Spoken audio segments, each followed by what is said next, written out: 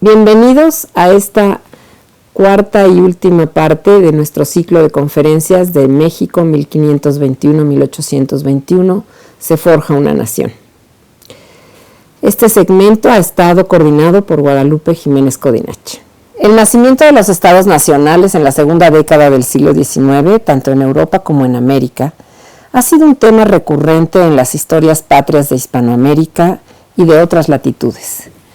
En el caso de México, el capítulo de nuestra historia aparentemente más conocido y socorrido en el discurso político, tanto por las conmemoraciones como por las fiestas populares, es sin duda aquel que relata la lucha por la independencia de México en los difíciles años de 1808 a 1821.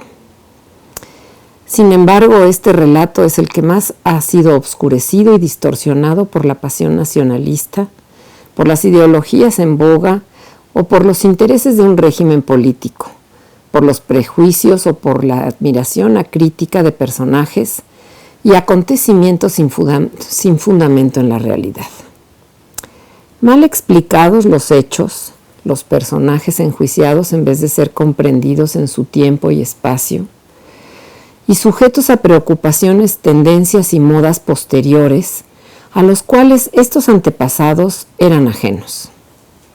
En este segundo bicentenario de la consumación de la independencia alcanzada en 1821, se ha hecho palpable el desconocimiento de los años de 1820 y 1821, es decir, del final del proceso emancipador, de su importancia y como etapa fundacional de la nación y del Estado mexicano. Nuestra historia de la independencia de México, en muchos casos, ha estado hilvanada de escenas coloridas, de imaginación, como sería el caso de la leyenda del Pípila, de narraciones de héroes y villanos, de buenos y malos, en vez de relatos de seres humanos, mezcla de virtudes y defectos, de logros y fracasos, de discernimiento y de confusión, de fortaleza y debilidades, que se enfrentaron a nuevas situaciones y las resolvieron como les fue posible. En un periodo de 13 años dinámicos entre 1808 y 1821, de transformaciones continuas en la unidad llamada monarquía española, la Nueva España postrera se debatía entre nuevas experiencias, problemas inéditos y el surgimiento de un anhelo de libertad y de soberanía que solo la separación de la antigua España podía hacer realidad. Sacudirse la tutela y la autoridad de la corona europea y configurar una nación moderna y un Estado nacional soberano no era fácil, y el camino a la emancipación estaba pespunteado de obstáculos, de dudas, propuestas, planes, intereses encontrados y de una cauda de agravios acumulados desde por lo menos 1770 en adelante. Las medidas de la dinastía borbónica de origen francés para centralizar el gobierno y dinamizar la economía de los dominios americanos en beneficio de la corona, medidas inspiradas en el despotismo ilustrado o el nuevo papel designado a la América española como un conjunto de colonias, en especial a la Nueva España, entidad consciente de ser un reino desde el siglo XVI, con fueros y privilegios pertenecientes a la corona de Castilla. Los reyes de España, afirmaba el doctor Servando Teresa de Mier, llamaron a las Indias, es decir, América Española, estos nuestros reinos, y no establecieron en ellos consulados o factorías, sino reinos con los mismos honores y distinciones que los de Castilla. También establecieron cabildos, tribunales, universidades, mitras y un código de leyes que venían actuando y acumulándose desde los primeros años del reino novohispano. La recopilación de leyes de los reinos de las Indias de 1680. Dicha recopilación, realizada por Antonio de León Pinelo y Juan de Solórzano para Su Majestad Católica el Rey Don Carlos II, quien la mandó imprimir y se publicó en 1681. La obra está dividida en 4 tomos con un total de 9 libros y más de 6,000 leyes, agrupadas en más de 200 títulos, y fue un esfuerzo descomunal que demoró más de 40 años para recopilarlo. Indispensable resulta investigar la Nueva España postrera a la luz de lo que acontecía en toda la monarquía española en esos años procelosos, así como en el Atlántico y en el Pacífico, ya que si solo nos ceñimos a lo que sucedía en el territorio de la América septentrional,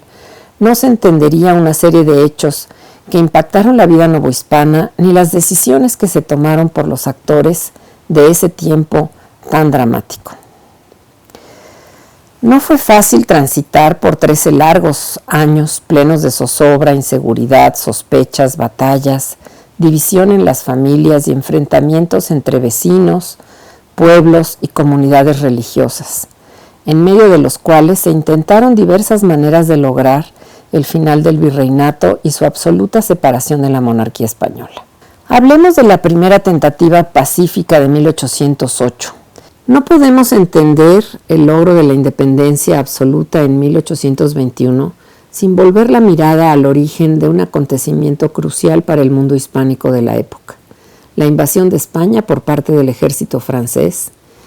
las abdicaciones reales, el advenimiento del hermano mayor de Napoleón I como rey de España e Indias y otros hechos inusitados. El 8 de junio de 1808 se conoció en la Ciudad de México la abdicación de Carlos IV y la proclamación del nuevo rey Fernando VII. El 14 de julio,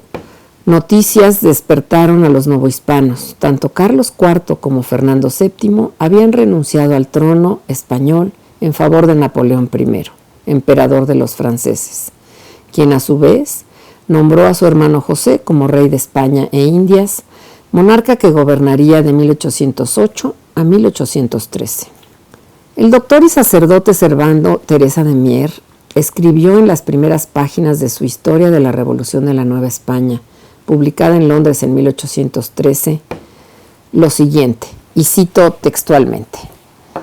un golpe de rayo parecía haber herido a los habitantes de México. La población de la Nueva España respondió a estas amargas noticias con generosidad y fidelidad al monarca preso.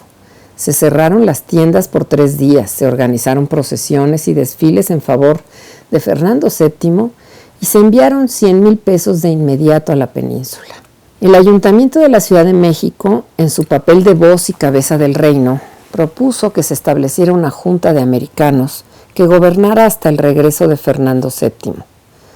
Nueva España era un reino, no una colonia, y tenía derecho otorgado por las 7 partidas castellanas y por la recopilación de las leyes de los reinos de Indias a convocar a dicha junta, al igual que lo habían hecho otros reinos en España. Esa tentativa pacífica y legal de organizar una junta fue violentamente impedida por un grupo de españoles peninsulares con el apoyo de la Real Audiencia. Así, el 15 de septiembre de 1808, entre las 11 y las 12 de la noche, penetraron al Real Palacio, aprendieron al virrey José de Iturrigaray y a su familia, y termina esta intención pacifista y criolla. Este abuso de fuerza inició la sorda lucha contra una autoridad percibida como ilegítima. Del 16 de septiembre de 1808 al 14 de septiembre de 1810, fecha en que llegó a la Ciudad de México un virrey legítimo, el virrey Francisco Javier Venegas, enviado por la autoridad española, la Nueva España no tuvo un gobierno legal, situación que tenían muy presente los habitantes del virreinato. En 1808 y 1809, el diálogo entre americanos y españoles peninsulares se enrareció. Una de las partes había recurrido a la violencia. De ahí en adelante se escuchará el grito «Muere el mal gobierno», dirigido a las autoridades de la Ciudad de México. El levantamiento del 16 de septiembre de 1810 pronto se convirtió en una guerra civil que tiene entre 1810 y 1811 un primer periodo en la que podemos advertir 3 etapas. La primera comprendió la extensión más vasta del conflicto y se extendió por Guanajuato, Michoacán, Zacatecas, San Luis, Potosí y Querétaro, y por los actuales estados de Aguascalientes, México, Hidalgo, Morelos, Guerrero, Nayarit, y llega hasta Sinaloa, Tamaulipas, Nuevo León y Texas. En palabras del capitán Ignacio de Allende, lejos de haber cometido una transgresión, el comportamiento de los alzados de 1810 lo estimaba de alta lealtad a su patria y a su rey. Como un segundo periodo de guerra están las acciones entre 1811 y 1815. Es la etapa de máxima actividad debido a las campañas militares de Ignacio López Rayón y de José María Morelos. Ambos jefes intentaron establecer un gobierno insurgente. Rayón instaló en agosto de 1811 la Suprema Junta Nacional Americana y Morelos inaugura en septiembre de 1813 el Congreso de Chilpancingo, inspirado en parte en las Cortes Gaditanas. También la Constitución de Apatzingán del año 1814 estuvo influida por la Constitución de Cádiz, pero con la diferencia de que esta última establecía una monarquía constitucional y Apatzingán un sistema republicano. Propio de esta guerra civil fue el enfrentamiento entre americanos insurgentes y americanos que defendían al gobierno virreinal. Una guerra entre padres e hijos, entre parientes, amigos, vecinos, pueblos y comunidades indígenas y religiosas. Las tensiones y diferencias entre los propios dirigentes de la insurgencia se agudizaron. Los miembros del Congreso, crédulos ante las promesas de un exdiputado por Santo Domingo en las Cortes de Cádiz, José Álvarez de Toledo, quien los traicionó, despojaron a Morelos del poder ejecutivo y siguieron el consejo del exdiputado de acercarse al Golfo de México y partir de ahí hacia Nueva Orleans, obligando a Morelos a acompañarlos como un centinela del grupo. En el camino, los realistas lo aprendieron y fue fusilado el 22 de diciembre de 1815. Muerto el pastor, se inicia un tercer periodo entre 1816, en el cual las ovejas se dispersaron. Manuel Mier y Terán, jefe insurgentes de la región veracruzana, disolvió el Congreso y las diversas partidas insurgentes continuaron, más a la defensiva que a la ofensiva.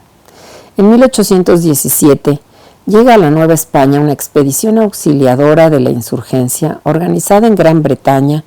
y encabezada por el exguerrillero navarro Javier Mina.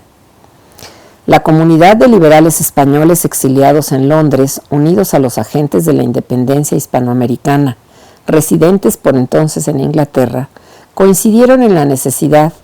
de enviar una expedición conformada de oficiales veteranos de las guerras napoleónicas que en ese momento deambulaban sin paga y sin trabajo por Europa. Se había llegado entonces a la conclusión tanto en Europa como en la Nueva España de que uniendo a insurgentes y a las fuerzas virreinales se lograría la anhelada independencia de los territorios americanos. En este continente se podían fundar gobiernos liberales y constitucionales mediante una separación preparada, sin derramamiento de sangre, consensuada con la madre patria y en beneficio de esta y de la nueva nación. Un escritor prolífico y traducido a varios idiomas, Dominique Desprat, escribió 15 obras sobre la independencia de las colonias y particularmente una de ellas, de las colonias de la Revolución Actual de la América, en Burdeos en 1817. Prat aconsejaba a los habitantes de los dominios americanos de la corona que se separasen en forma preparada, pacífica, de común acuerdo con España y que instalaran monarquías constitucionales con príncipes de casas reales europeas e intercambiaran productos, proyectos, adelantos culturales, sistemas educativos y lo demás. Las obras de este abate liberal francés se publicaron en muchos idiomas y fueron muy leídas por la generación consumadora de la independencia en México, entre otros por Iturbide, por Manuel de la Bárcena, Lorenzo de Zavala, Manuel Gómez Pedraza, Lucas Alamán, Quintana Roo, Guridi y Alcocer, Miguel Ramos Arizpe, Valentín Gómez Farías, el propio Servando Teresa de Mier y Juan Gómez de Navarrete. Entre 1820 y 1821 se desarrolla el cuarto periodo del movimiento insurgente. En esos años se logró poner término al proceso emancipador.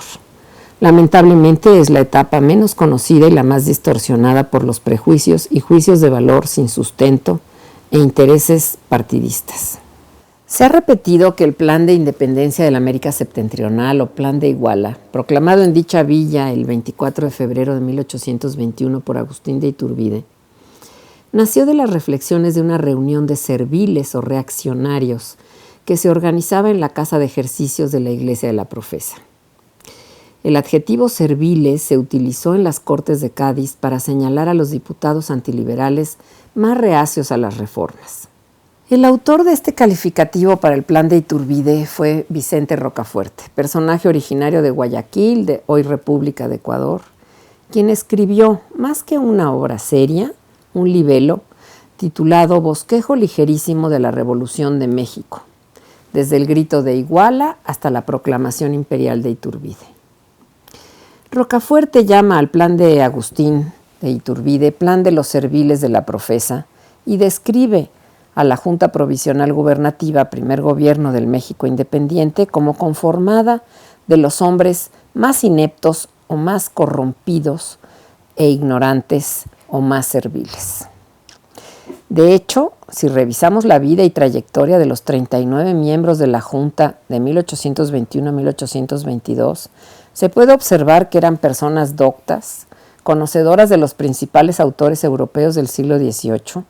de los documentos de la Revolución de Independencia de Estados Unidos y también de la Revolución Francesa, del liberalismo gaditano y de las doctrinas de Locke, Montesquieu, Jovellanos, Bentham, Rousseau, Paine, Adam Smith y Grocio, entre otros. Un análisis objetivo del plan iturbidista y de la trayectoria de cada uno de los miembros de la Junta Provisional Gubernativa muestra la falsedad de las acusaciones de Rocafuerte. No pueden comprenderse el plan de Iguala y el movimiento trigarante sin conocer el contexto atlántico que los circundaba e influyó. El 1 de enero de 1820 tuvo lugar en Cabezas de San Juan, provincia de Sevilla, el pronunciamiento del coronel Rafael del Riego, en el que los militares destinados a partir al Río de la Plata con la misión de contener a los independentistas se negaron a luchar lejos de su tierra y de sus familias y exigieron la restauración de la Constitución de Cádiz en toda la monarquía.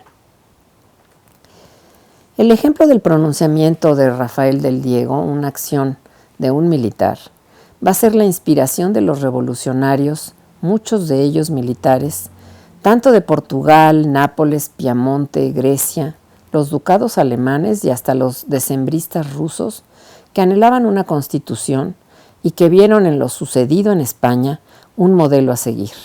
la instalación de una monarquía constitucional con una carta magna como la de Cádiz, la cual respetaba la religión católica, a diferencia de los revolucionarios franceses, quienes habían hecho a un lado la religión. Los militares y los milicianos antes mencionados deseaban poner fin a las guerras que estaban devastando Europa y América y que sacrificaban a las juventudes de diversos pueblos en ambos continentes. Estos movimientos revolucionarios, iniciados por militares, contaron además con el apoyo de eclesiásticos notables como el patriarca ortodoxo griego o el mismo exobispo electo don Manuel Abad y Queipo, nombrado por los liberales miembro de la Junta Provisional de 1820-1823, creada para vigilar a Fernando VII hasta que tuviera lugar un Congreso Nacional. En 1823, Fernando VII, el monarca español, resentido con Queipo por haber tomado parte en la Junta Liberal, ordenó aprenderlo. Tras su reclusión en el convento Jerónimo de Cisla, a las afueras de las murallas de Toledo, Queipo murió en septiembre de 1825, despreciado por el altar y el trono, instituciones a las cuales había apoyado con sus mejores esfuerzos durante toda su vida. A esta ola revolucionaria que tuvo lugar en el mundo atlántico en la década de 1820, pertenece el proceso de consumación de la independencia de la Nueva España. Agustín de Iturbide, que estaba al tanto de lo que sucedía en Portugal y en Nápoles, y sabía de la existencia de otros movimientos europeos por medio de su correspondencia con el padre José Antonio López, quien fuera su capellán en el Bajío y a quien le acompañara en su exilio a Europa, le escribía a Iturbide desde España informándole de las novedades políticas y acerca del impacto que estos pronunciamientos podían tener en América. Por 2 siglos, el movimiento consumador de nuestra independencia ha sido descrito por algunos autores como reaccionario, anticonstitucional, antiliberal y como el resultado de los intereses de militares y de eclesiásticos y de una oligarquía criolla preocupada por defender sus fueros y privilegios. En esta línea se le critica al Plan de Iguala su defensa de la religión católica, como si fuese algo extraño que una propuesta de independencia protegiera la religión de sus habitantes. La doctora Jiménez Codinach nos dice que Jürgen Osterhammel, historiador alemán especializado en el siglo XIX, señala que existían poderosas razones para que la religión y la religiosidad de la población ocuparan un lugar central en la historia de ese siglo. Según el historiador alemán, la religión era una fuerza en la vida de la gente, que contribuía a la formación de comunidades y de identidades colectivas. Una fuerza poderosa en las luchas políticas del siglo XIX, particularmente en las primeras décadas de la centuria. Por otro lado, queremos recalcar que la Constitución de Cádiz sirvió de ejemplo a las revoluciones de Portugal, Nápoles y Piamonte, muy especialmente porque no atacaba a la religión. Además, la Constitución de Apatzingán de 1814 y la Constitución de la República Federal de 1824 también establecieron la religión católica como única para la nación. Esta última, en uno de sus artículos, es contundente. La religión de la nación mexicana es y será permanentemente la católica apostólica romana. La nación la protege por leyes sabias y justas y prohíbe el ejercicio de cualquier otra. Exigirle al Plan de Iguala un espíritu laico en 1820, propio de los enfrentamientos Estado-Iglesia de la mitad del siglo XIX, particularmente después de 3 intentos de reforma, es algo completamente anacrónico. Olvidar que una característica de las revoluciones atlánticas de 1820 fue la participación de militares cansados de las guerras y deseosos de un gobierno monárquico constitucional es ignorar el ambiente y el espíritu público de aquellos años. Así como no debemos desconocer el entusiasmo popular que apoyó con júbilo el movimiento trigarante en la Nueva España, manifestado a lo largo y ancho de todo el territorio que conformó el Imperio Mexicano Constitucional de 1821, y ceñirlo a una minoría de ricos egoístas que defendían sus intereses, nos parece que es distorsionar completamente lo sucedido en 1821. En resumen, el proceso emancipador de la Nueva España, en otras palabras, el nacimiento de la nación y del Estado mexicanos en 1821, requiere una investigación en fuentes primarias y una interpretación cuidadosa objetiva, basada en evidencias, no en ideologías nacionalistas acompañadas de adjetivos a granel. Solo comprendiendo el tiempo y el espacio local, regional e internacional que rodeaban este movimiento crucial de la historia universal y de la unidad llamada monarquía española, podremos entender la consumación de nuestra independencia como una meta final de un complejo proceso de logros y fracasos, de anhelos y desilusiones, de heroísmo y de violencia, de titubeos y firmeza, que cifró en 3 garantías: la religión, independencia y unión, el logro de una sociedad justa, fraterna y feliz. Es un planteamiento propio de su tiempo que no debe confundirse con los que quisieron hacer otros individuos en una época posterior. Es menester señalar que en las últimas décadas del siglo XX y las primeras del XXI ha habido avances en la comprensión del proceso emancipador en general y recientemente sobre la consumación de 1821. El año de 1808 se ha visto con renovado interés como el botafuego que dio inicio en toda la América española a la posibilidad de liberarse de una metrópoli en decadencia. Han hecho mella los estudios jurídicos sobre la Constitución de Cádiz y su impacto en los dominios americanos de España, publicados en ambos lados del Atlántico, así como el papel de los diputados americanos en las Cortes gaditanas y su contribución a la redacción de la Constitución de 1812. Se han escrito también obras sobre el aspecto militar y guerrillero de la guerra civil iniciada en 1810, y se ha detallado el impacto de la militarización en la otrora pacífica Nueva España. También se le ha dado relevancia al papel de la mujer y del niño en los difíciles años de zozobra y devastación, de mucha hambre y epidemias y de destrucción de haciendas, ranchos, talleres, minas, caminos y puentes, y se ha señalado el costo social y sus consecuencias para las familias y las comunidades. Otra cosa muy interesante que se ha estudiado también es la impronta en huérfanos y niños que llegaron a altos cargos de gobierno en la República en los años que sucedieron. Estos temas exigen, nos comenta la doctora Guadalupe Jiménez, más y mejores investigaciones sobre lo sucedido a la mayoría de la población novohispana en los 13 años de guerra civil. Interesa también aclarar mucho más la participación de un clero escindido por la lucha entre promover la emancipación o fortalecer la autoridad virreinal, o cómo intentó la mayoría de los eclesiásticos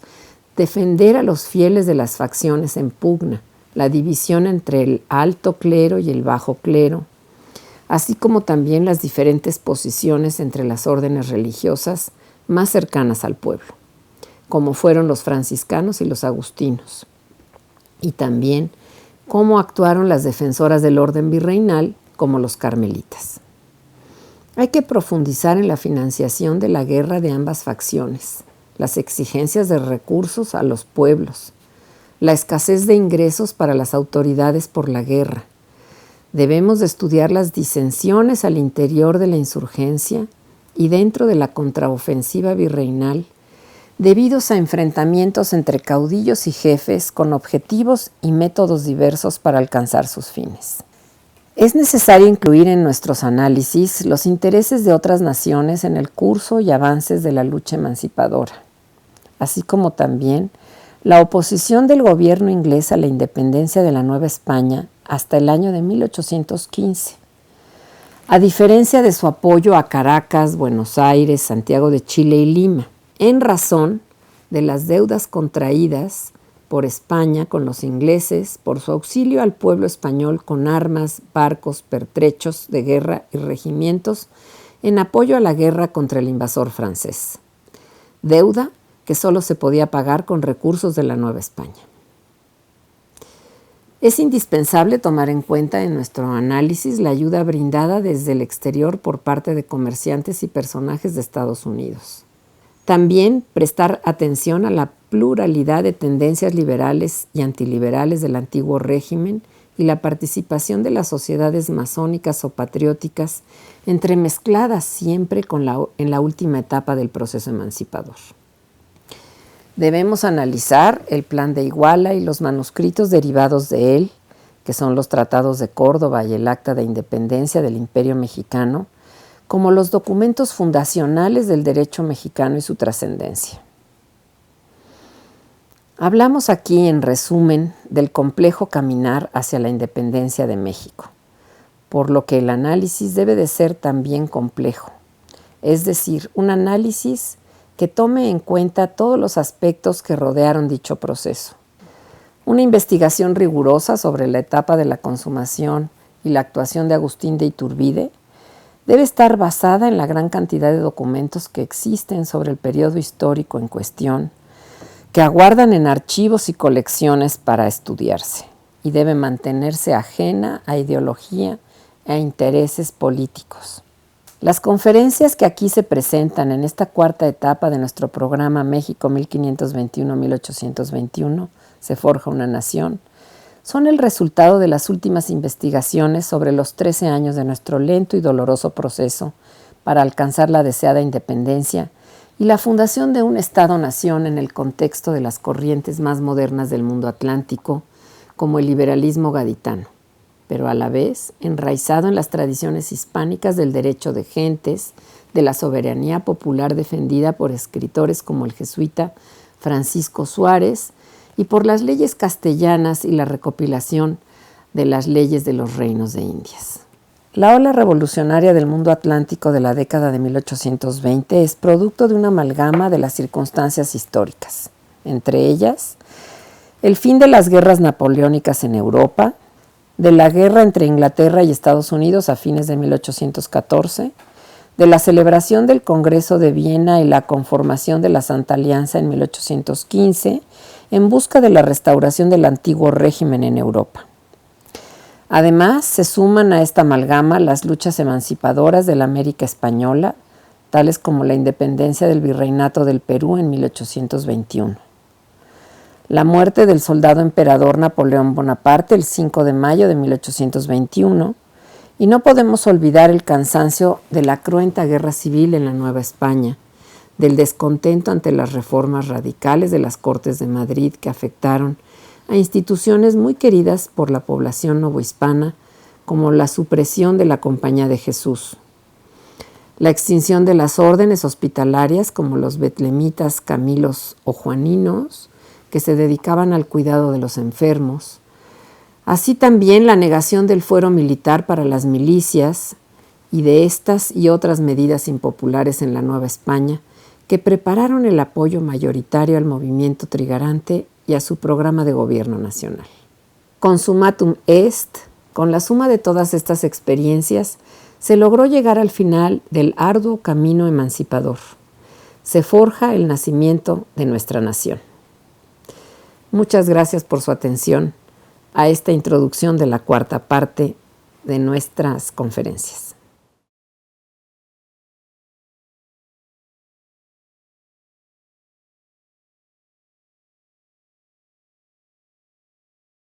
El mundo de 1808 y la independencia es el título de la conferencia del doctor Manuel Moreno Alonso, que nos remite además a un momento trascendente del mundo hispánico, la invasión del ejército napoleónico a España en el inicio del siglo XIX.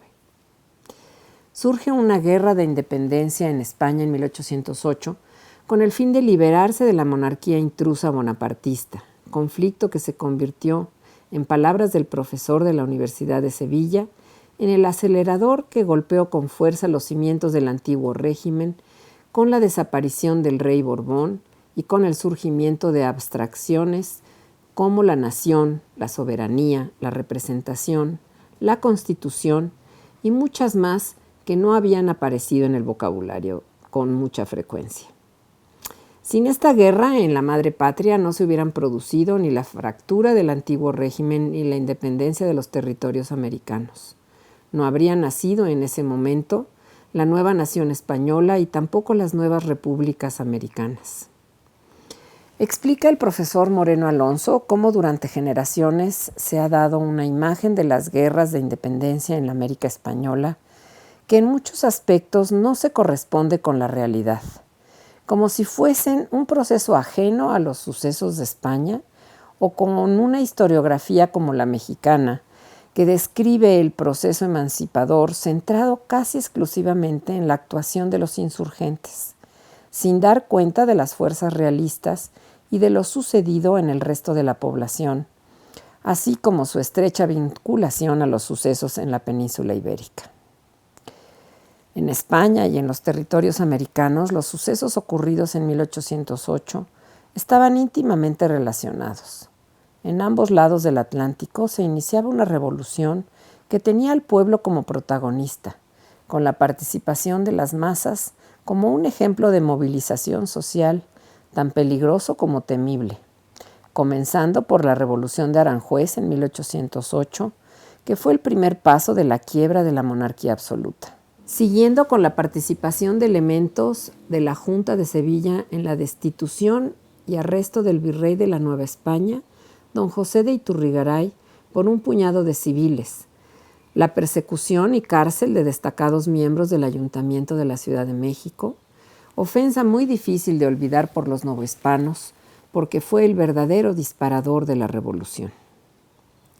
Fomento Cultural Citibanamex no fue omiso en subrayar la importancia de 1808 para la historia de nuestra independencia.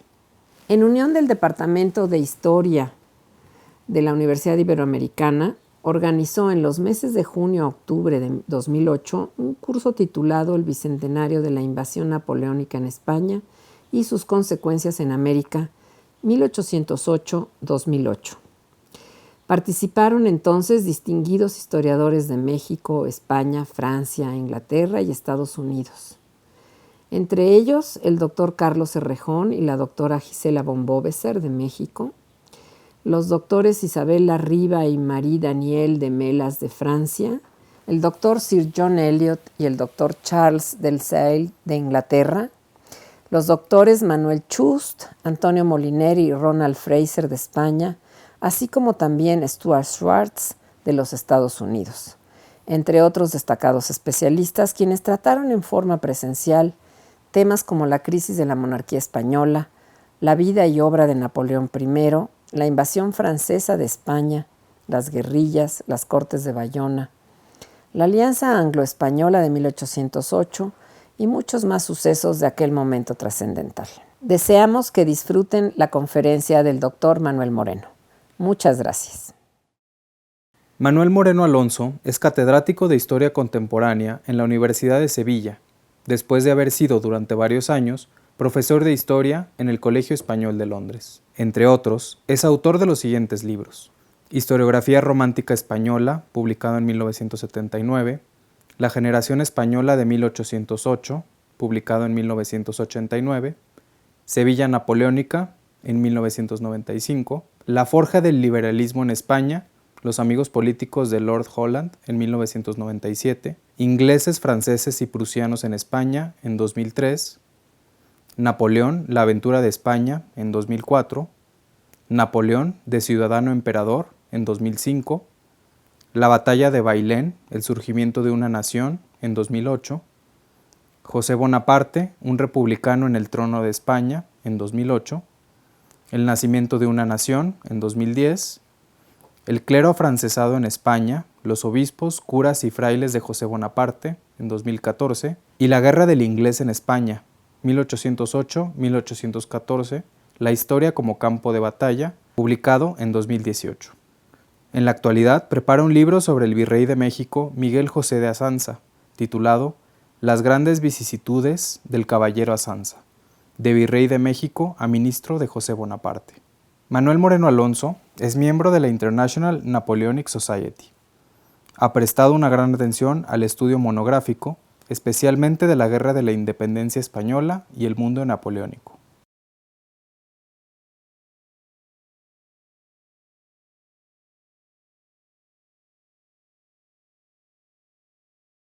El mundo de 1808 y la independencia.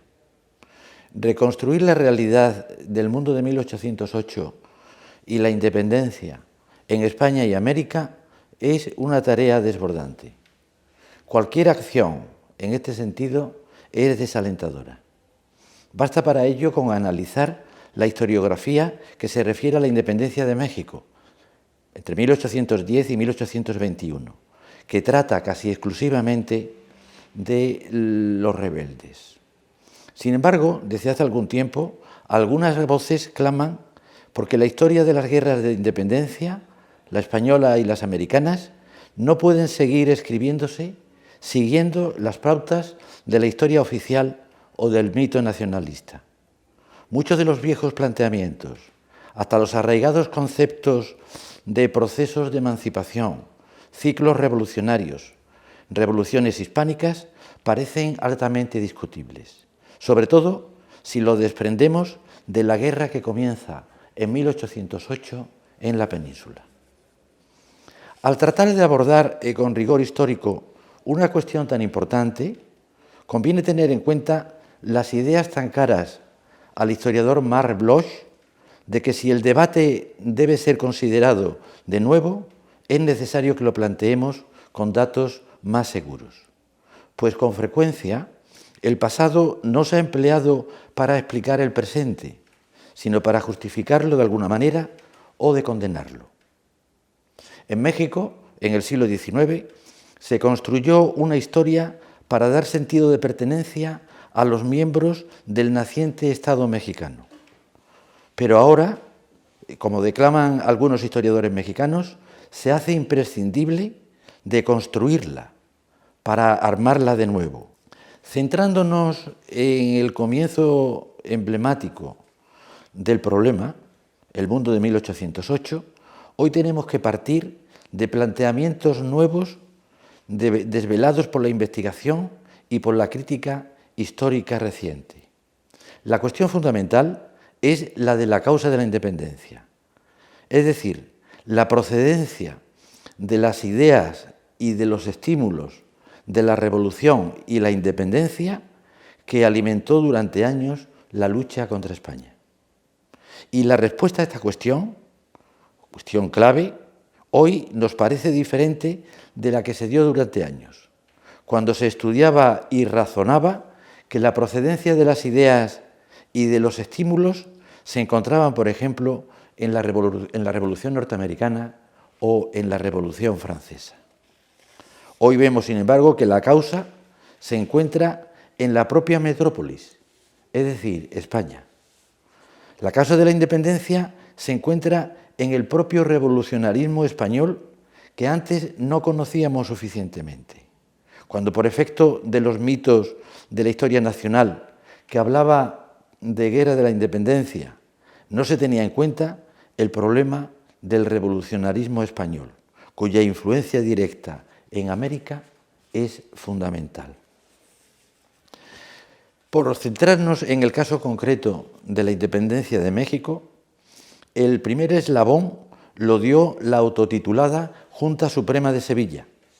que protagonizó un hecho tan importante en la historia de México como la destitución del virrey Iturrigaray en el mismo año de 1808. Una destitución que implicaba el no reconocimiento del poder de los consejos, de las chancillerías, de las capitanías generales, es decir, de las instituciones, y que hablaba de conceptos nuevos y revolucionarios como el de soberanía, y que además se da a conocer a la nación, con lo cual el camino para la independencia posterior de Nueva España quedaba planteado. Tan solo se necesitaría seguir por esa senda,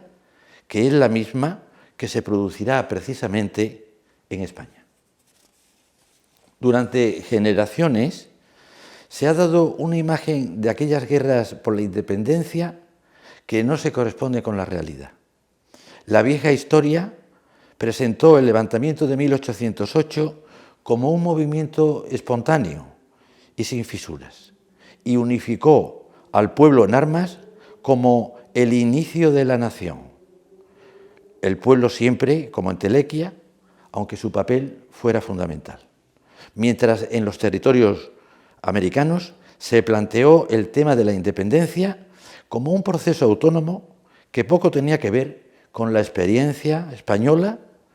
como si se tratara de otro mundo. En la revuelta contra la metrópoli, al buscar otras causas de las disidencias,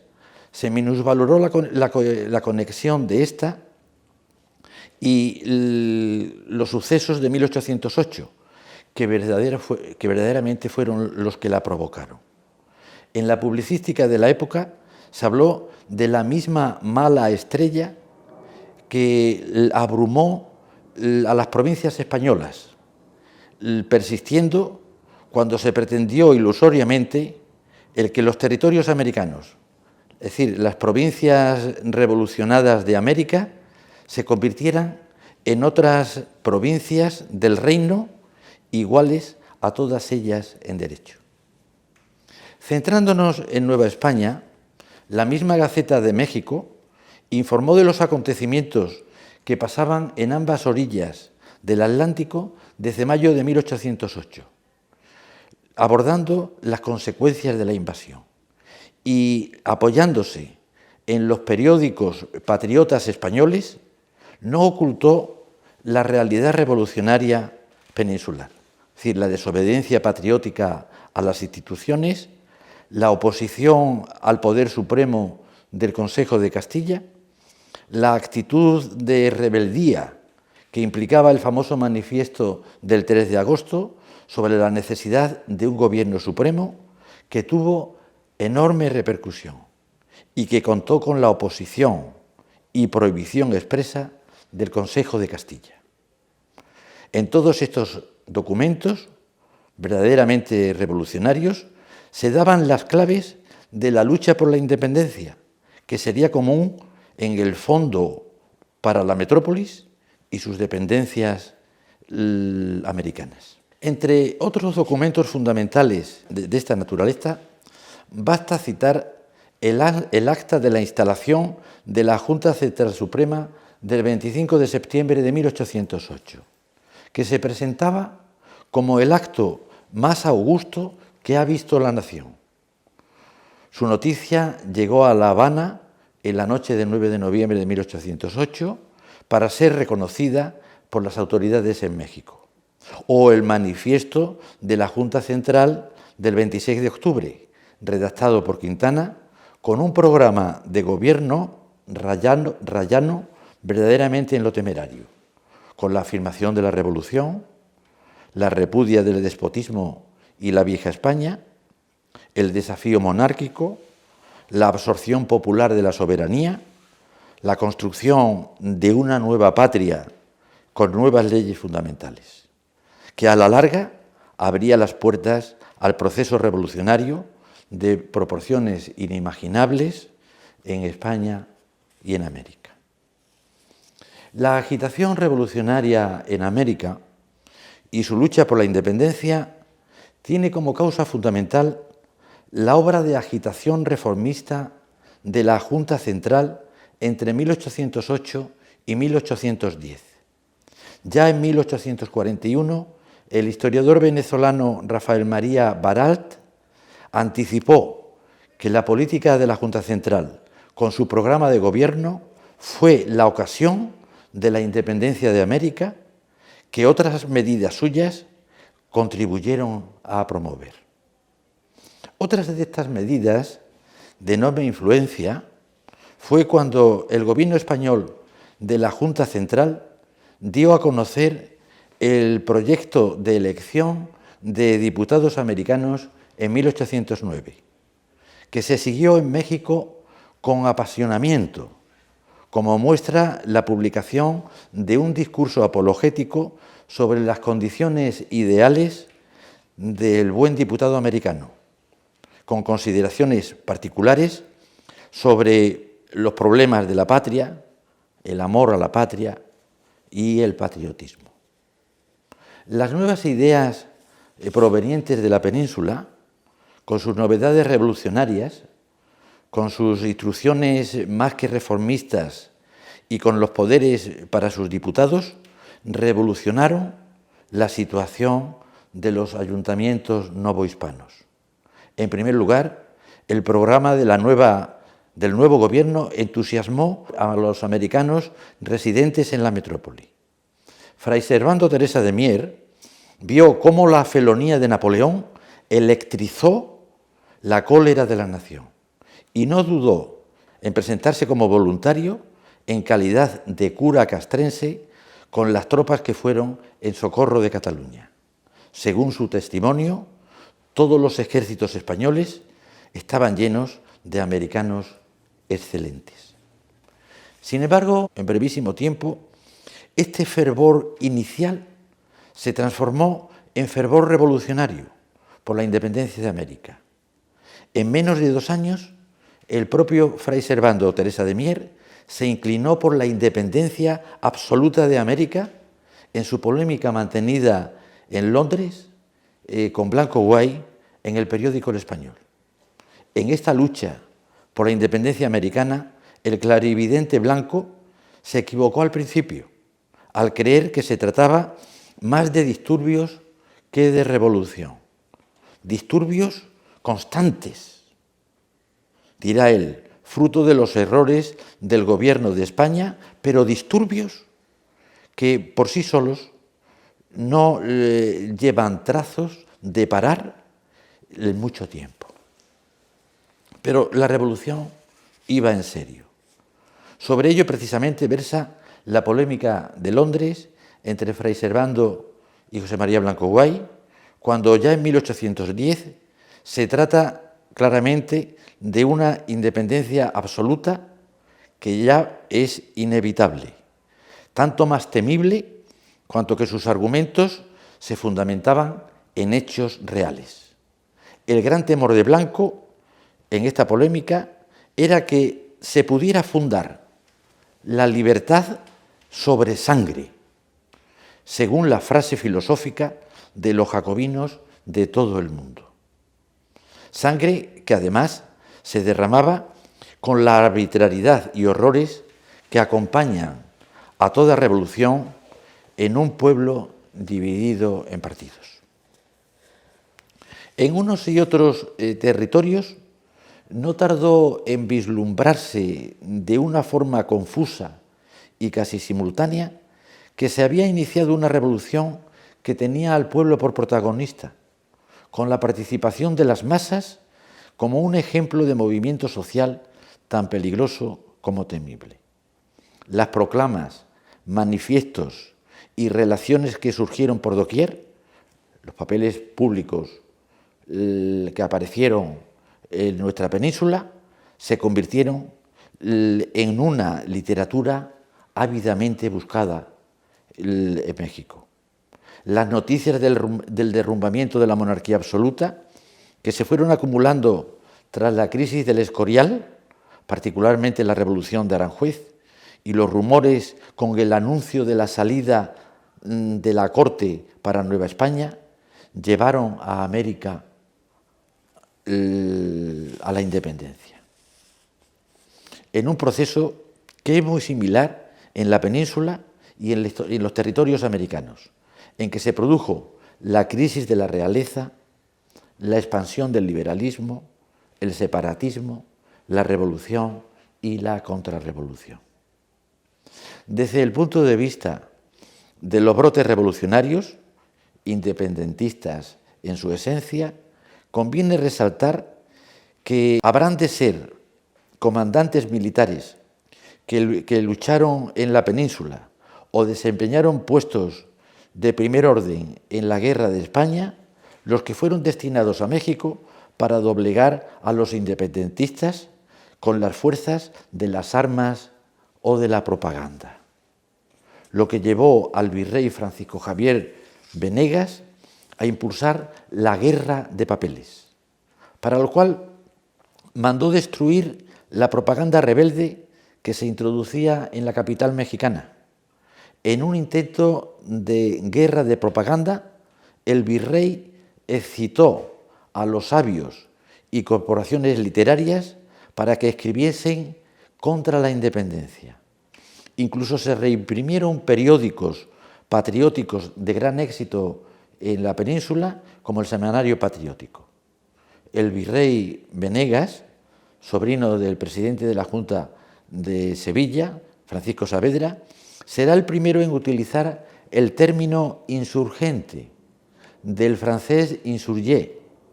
como llamaban los franceses a los españoles sublevados contra Napoleón. Atacó duramente a Hidalgo, como vendido a los franceses o a los ingleses. Blanco lo acusó de salvajismo e inhumanidad, así como de tratar de hacerse un Napoleón a expensas de los civiles y de los militares. Abundando en el tema de la represión,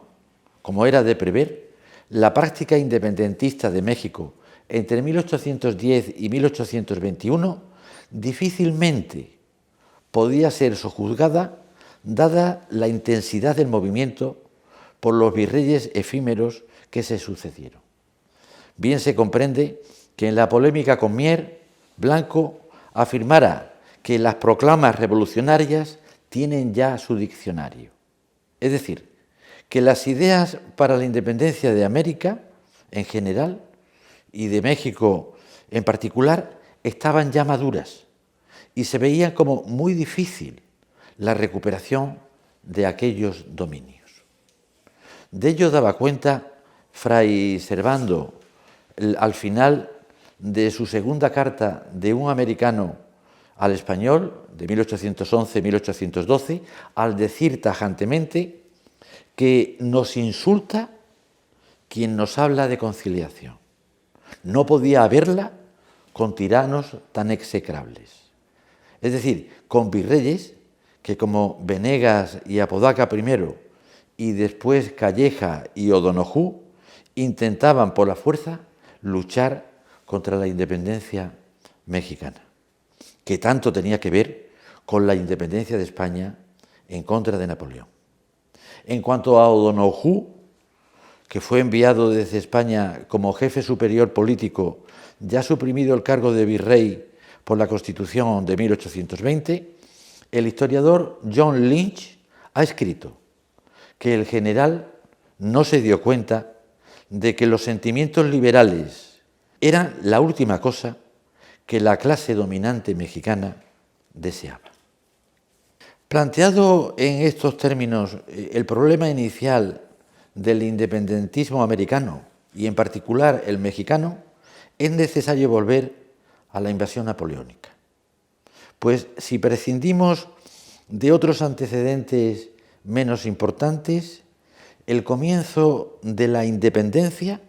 tanto para España como para América, se decidió en 1808, con la invasión napoleónica de la metrópoli y el inicio de la Revolución Española,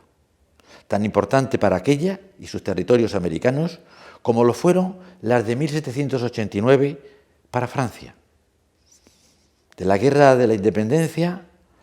española surgió el Estado liberal, que hizo posible el desmantelamiento del antiguo régimen, es decir, la Revolución, y a la larga la independencia de la América española. De la misma manera que de la lucha por la independencia de los Estados Unidos, primera fase del proceso revolucionario que tuvo su continuidad en 1789 y ahora en 1808, surgió la Biblia que los padres fundadores aprobaron en la ciudad de Filadelfia en 1787. Todo comenzó con la inesperada guerra napoleónica que se prolonga entre 1808 y 1814, que se convirtió en un acelerador histórico que golpeó con fuerza los cimientos del antiguo régimen. Era necesaria una conmoción popular de gran intensidad, inexistente hasta entonces en el sistema del antiguo régimen, con la desaparición factual del rey y en plena guerra por la independencia nacional, para que abstracciones como la nación, la soberanía nacional, se adueñaran del aparato estatal. De esta forma, tan profundo cambio político representó el primer intento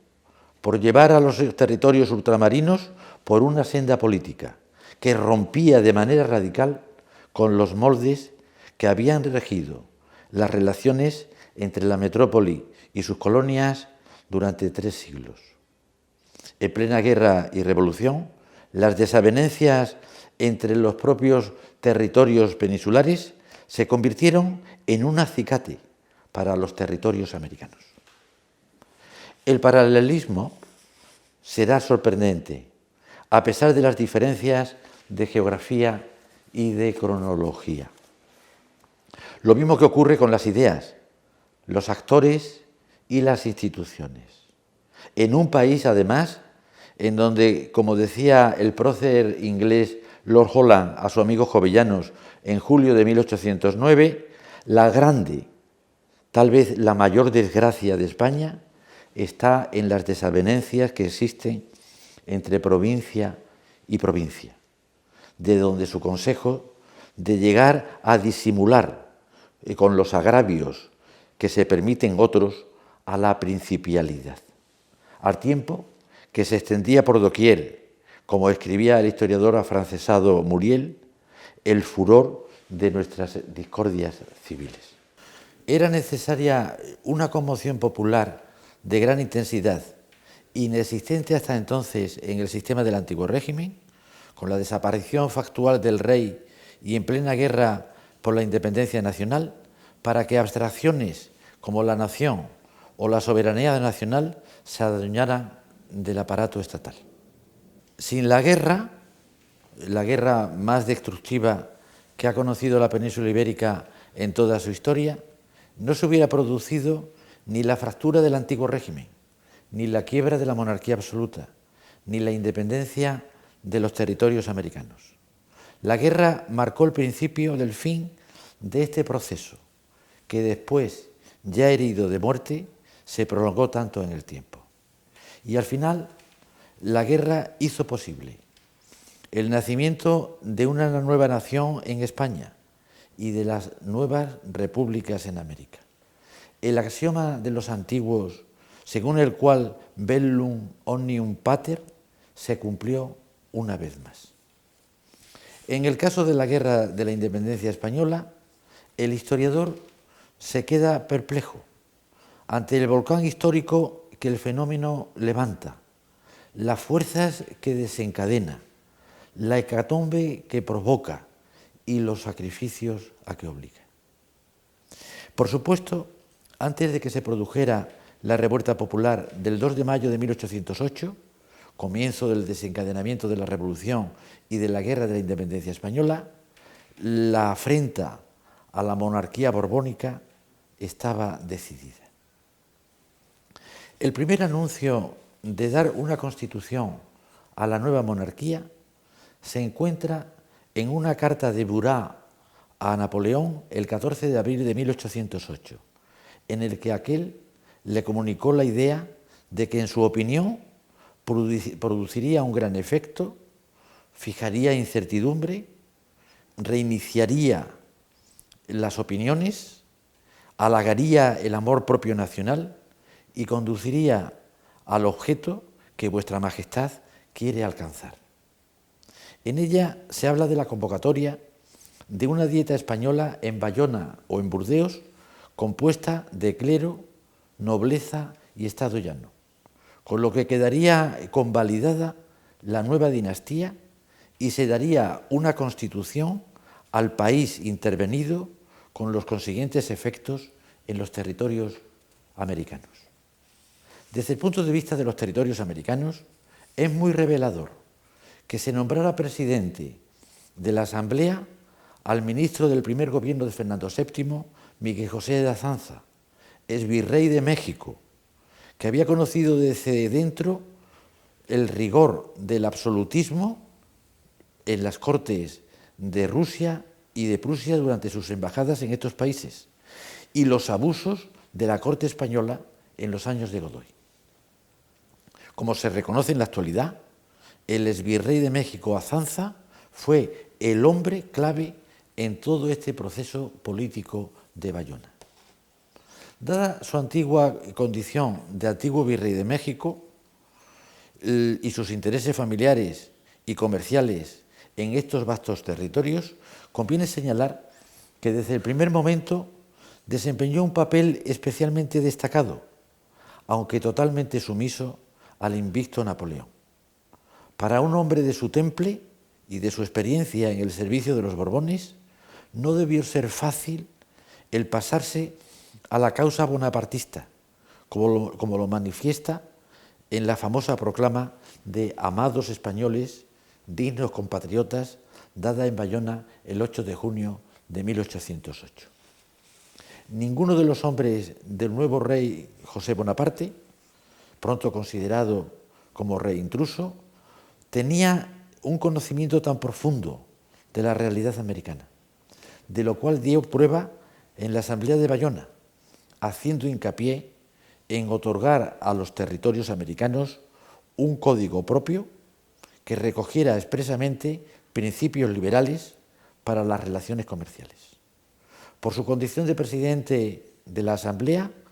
el exvirrey de México tuvo una especial relación con los diputados americanos presentes en la Asamblea, así como en los escritos que estos presentaron con medidas concretas para estimular la prosperidad de sus respectivas provincias. En sus mismas conversaciones con Napoleón, que se produjeron paralelamente,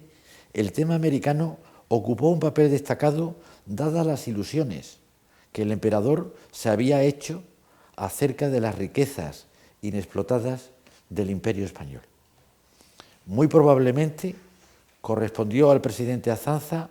la iniciativa de enviar a las Indias los resultados de la Asamblea y de hacer llegar al Nuevo Mundo las noticias de las abdicaciones de Bayona, informando sobre el cambio de dinastía. Él mismo reconocerá que antes de ser nombrado presidente de la Asamblea de Notables, envió circulares y proclamas a las Indias para que aquellas provincias se mantuvieran unidas a la metrópoli. Después, como ministro de Indias, debió corresponderle buena parte de las iniciativas de llevar a aquellas tierras no solo las ideas de la nueva dinastía, sino el envío urgente de emisarios que dieran a conocer la nueva situación. Sin entrar en detalles sobre la identificación de los enviados a los territorios americanos, Manuel Rodríguez Alemán fue el comisionado para México, ni del contenido de los pliegues rotulados con órdenes y avisos que se entregaron al almirante Mazarredo para el virrey, conviene insistir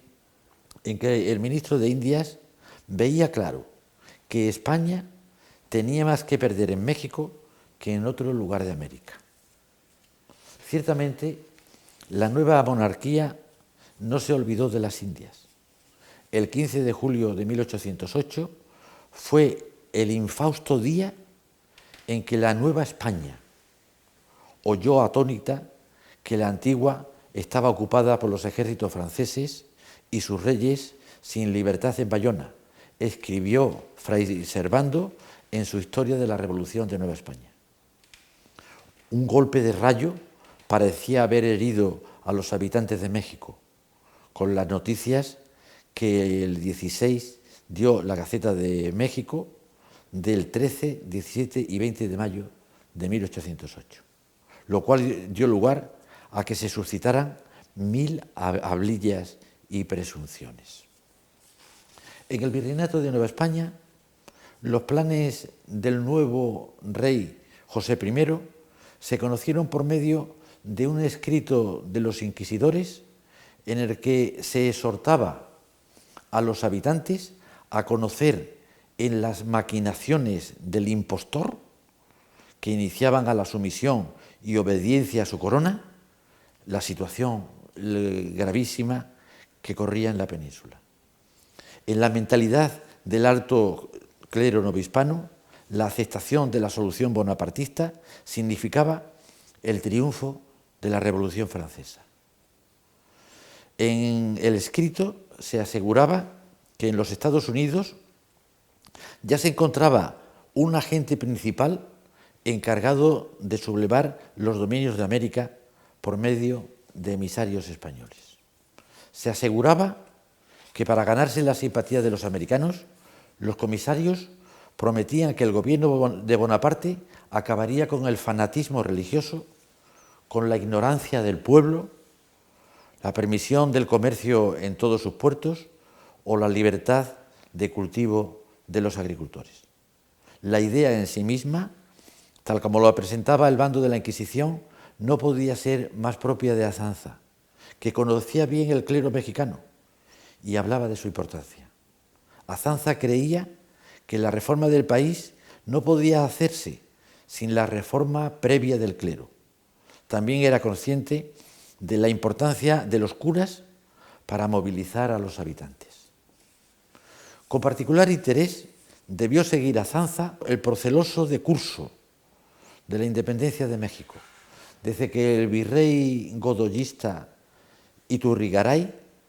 que se había hecho cargo del virreinato solo 3 años después de dejarlo él, fue depuesto abruptamente por un motín político propiciado por la Junta Suprema de Sevilla, cuyo presidente era su antiguo amigo Francisco Saavedra. El hecho fue de una extraordinaria trascendencia, independientemente de que pudiera dar lugar a una insurrección en toda Nueva España con similares características a la península. El historiador Luis Navarro ha escrito que de los sucesos ocurridos en América Española en 1808, el más notable fue sin duda el de la destitución del virrey de México, acontecimiento que en su opinión constituye el umbral de la independencia de México y de la independencia americana. Ante tan grave crisis, lo verdaderamente impactante para la nueva monarquía era que el virreinato de Nueva España asumiera la causa bonapartista, que de forma tan inesperada se veía favorecida por la lucha entre los partidos y la deposición del virrey. En unos momentos en los que, con un paralelismo absoluto con lo sucedido en España, en las calles de México se oyeron gritos de «muera Napoleón», «muera Godoy», «viva Fernando VII». Fue el comienzo de la exaltación popular en que se incubaron los sucesos posteriores, cuando el 12 de agosto aparecieron también pasquines en las calles del virreinato, en las que se daba también gritos de «muera Fernando VII», «mueran los gachupines» y «viva el virrey», para más tarde gritar ya abiertamente «muera Fernando VII» y «viva Morelos». En cuanto a los vivas al rey Fernando VII, conviene recordar que en la polémica posterior sostenida con Mier en Londres, ya Blanco señaló lo que ello escondía, el propio disimulo del proceso de independencia, porque una vez seducidos los incautos, los conspiradores mostrarán, decía, su verdadera faz, diciéndoles que la obediencia a Fernando era fingida.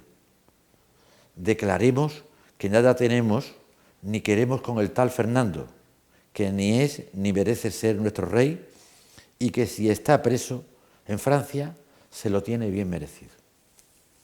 En tan grave situación, el confucianismo se convirtió en un factor favorable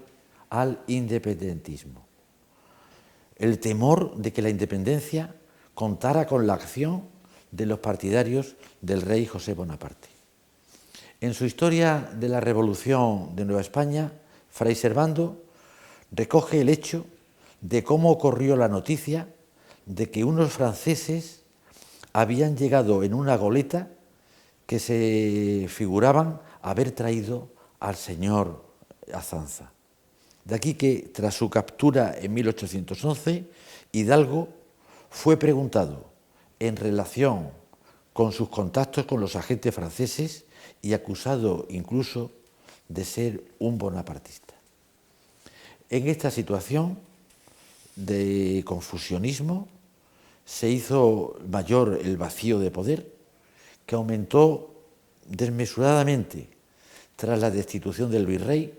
con el enfrentamiento de las autoridades, el descontento y confusión del pueblo, la oposición entre las facciones, todo lo cual hizo, en palabras del cronista Bustamante, que la capital se convirtiera en la más viva imagen del infierno. Todo era desorden y confusión, hasta el punto de que, según el listado historiador, muy poco faltó para que en aquellos días estallara una situación parecida a la Revolución del año 1810. Máxime cuando, en una situación tan grave como aquella, fue nombrado como nuevo virrey el anciano Pedro Garibay, que parecía una momia ambulante y temblorosa. Las consecuencias de la destitución del virrey por la Junta Suprema de Sevilla tuvo consecuencias fatales para su deseo de la conservación de las Américas. Por ironía del destino, la ciudad de Sevilla, que tan importante papel había desempeñado en el descubrimiento y administración del nuevo mundo americano, tuvo una responsabilidad fundamental a la hora de mantener bajo su control las tierras de América. Por patriótica que fuera su deposición del virrey, fue un hecho de dudosa legalidad, en contra del Cuerpo Supremo del Consejo de Castilla,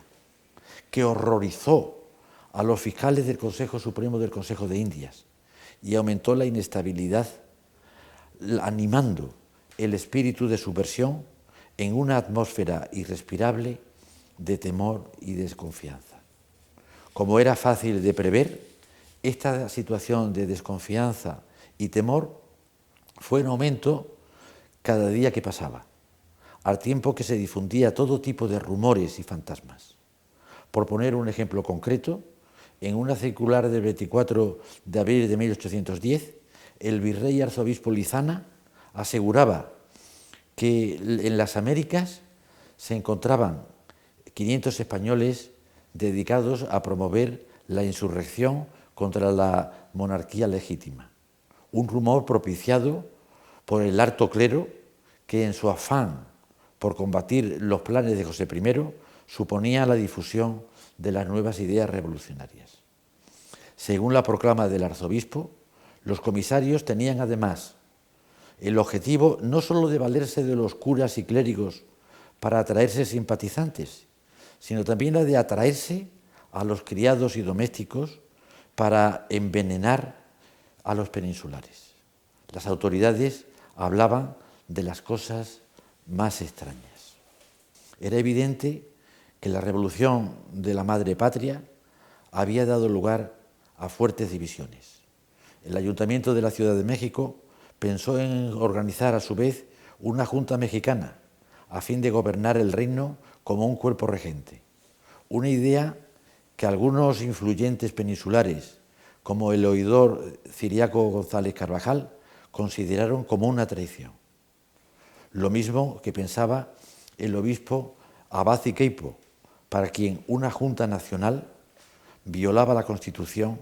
e implicaba un acto de rebeldía. Para el regidor Agustín de Rivero, la culpa de la situación la tenía la herejía. En su opinión, llamar a la ciudad a reunirse era iniciar una guerra civil, porque así había ocurrido la caída de otras monarquías. De esta manera, Suecia se había convertido en una república, Escocia había perdido la tradición, Alemania se había convertido al protestantismo y Francia había recurrido al regicidio. Por su parte, la audiencia se dividió en dos facciones: los partidarios de reconocer a la Junta de Sevilla y los partidarios de convocar una Junta regente, al tiempo que el virrey sacaba la conclusión de que España se hallaba en un estado de anarquía con infinidad de fuertes rivalidades enfrentadas. La irregular acción de la Junta de Sevilla tras el efecto del golpe de Estado, es decir, nada más y nada menos que la destitución de todo un virrey de México por una orden de la Junta, minó la confianza en los agentes de la autoridad en un momento gravísimo en que la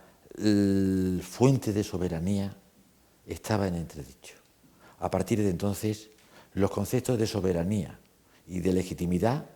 se esgrimieron en contra de las órdenes de la península y a la postre se convirtió en enseña de la revolución nacional propia. Destapada la caja de Pandora, no tardará en llegar la hora de la rebelión y de la lucha por la independencia, con la imposibilidad de la conciliación y la realidad de la independencia, y con el problema de tan difícil resolución de que, aun vencidos los europeos, tampoco los criollos eran unánimes para consolidar su gobierno. En su polémica con Fray Servando, Blanco subrayaba el hecho de que la América española ha sido y está siendo un teatro de horrores. Y lo que es peor, que estos horrores irán en aumento cada día. Con posterioridad, una reflexión moral tan importante como esta será olvidada por completo ante la preeminencia de una construcción mítica de la historia. Muchas gracias.